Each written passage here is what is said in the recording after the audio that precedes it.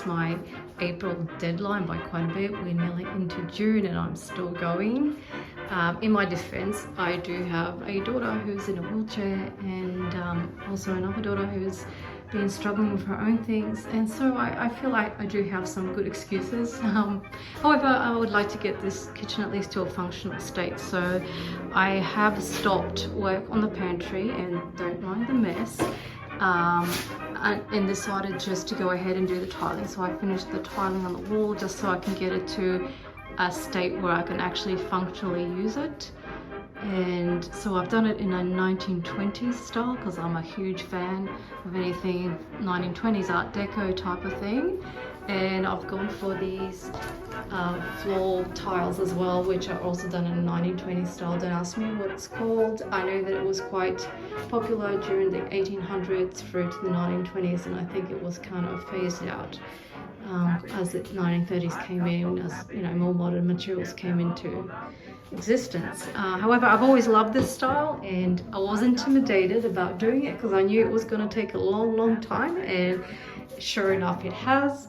Just to give you an idea, this tiny little slice here took me 3 hours today, and that's without doing the cuts, which take even longer. So thank goodness that I overcame my fear and bought my trusty Zito tile cutter. And no, I'm not getting paid by Zito to plug their wares, but I do love this little machine. It's simple and it's effective for an amateur type of job. In any case, I believe I'm going to run out of tiles because I've only got these couple of boxes left, and I don't have the budget right now to be able to purchase more because they cost about $200 for one little box. So I don't know what's going to happen. I guess if I run out of tiles, then what I'll do is I'll focus on putting in the other cabinet because I have got it sitting in the spare room.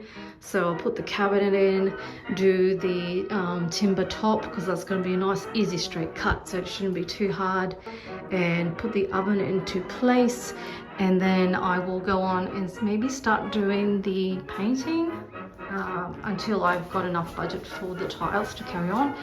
I will also be doing, just above here, I'm going to be doing a tile mural, and I haven't quite decided on a style yet. I have thought about doing a cat, like sitting as if it's sitting on top of a, I don't know what they call them in English.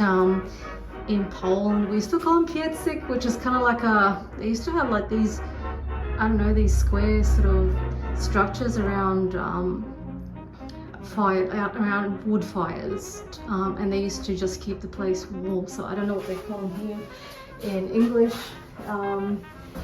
In any case, I thought I would do like as if, you know, there was a cat sitting there and maybe a vase, you know, maybe. Otherwise I might do something a little bit more traditional Polish with like maybe a pear tree or something like that, but it just all depends on what I can find online in terms of tiles, because it's really hard to get colored tiles.